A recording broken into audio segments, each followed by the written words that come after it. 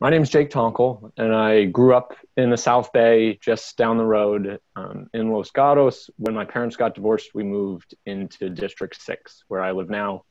I'm 29 years old.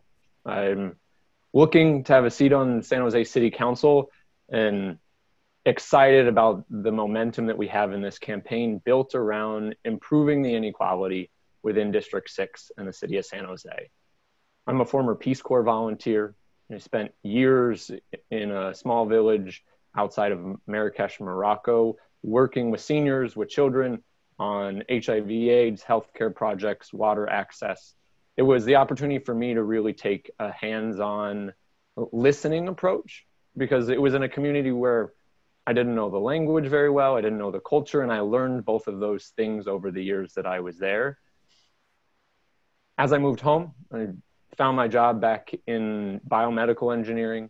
I work for a small startup that does orthopedic surgical equipment. We work with seniors all the time. We understand the growing need for accessibility in our healthcare system and throughout our community, and it's baked into everything that we have to do.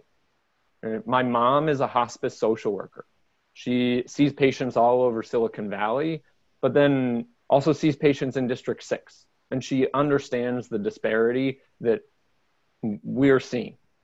Just a few months back, she saw two patients, seniors on full-time oxygen and hospice, that were evicted from District 6.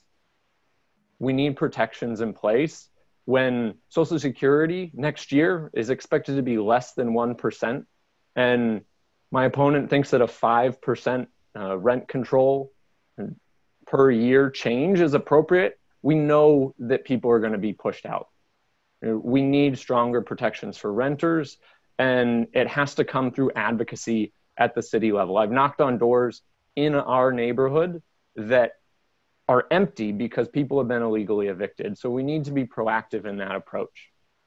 We are facing thousands of evictions. In COVID, between March and June, we had almost 1,600 people threatened with eviction. It has to stop, and we need to put accountability to the large corporations and developers that are hurting our community.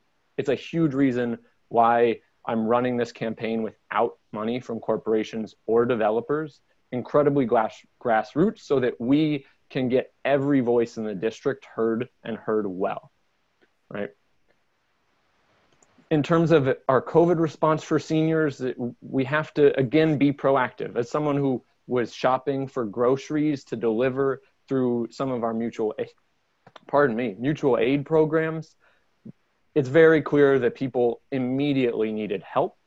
And I've worked on legislation at the state level that is supposed to help us make that happen. And finance that will allow us to take money that sits in Wells Fargo and some of these larger corporations and hedge funds, and instead invest it in our community. It's another reason why I'm supportive of Prop 15, which will actually has the potential to cover our entire budget deficit at San Jose City Hall next year, $81 million just for the city of San Jose, from companies that can absolutely afford to pay it. I mean, we're looking at a system that gives Intel a $200 per acre property tax and gives residents throughout Santa Clara County an $100,000 per acre property tax. The disparity is like 1,600 times different. And we have to address that so that we can get the money to respond to this emergency and come out of this recovery.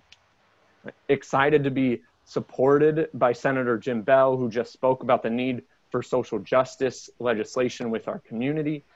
Excited to have the support of our California nurses and our San Jose teachers, because working class people can no longer afford District 6. We have 4 low-income jobs in our city for every 1 low-income housing unit, and yet my opponent and the majority at City Hall right now continue to waive affordable housing fees for our largest developers. We need to then start to shift our focus from the COVID emergency to response across our climate crisis. And I've been a huge environmental advocate over the years. I know that if we invest the $500 million that we need to make City of San Jose a flood preventative city, that we're going to protect people. We have to be proactive. We can't just wait for emergency response. And with that, I'm excited to be endorsed by our San Jose firefighters as well. They know I'm the candidate that's going to make sure that in an emergency, we are doing everything we can to take care of our residents. This November is going to be really important nationally and locally. We have the opportunity to decide, is City of San Jose a city for working class people, or are we going to continue the inequality that we are being plagued with year after year that's hurting so many families?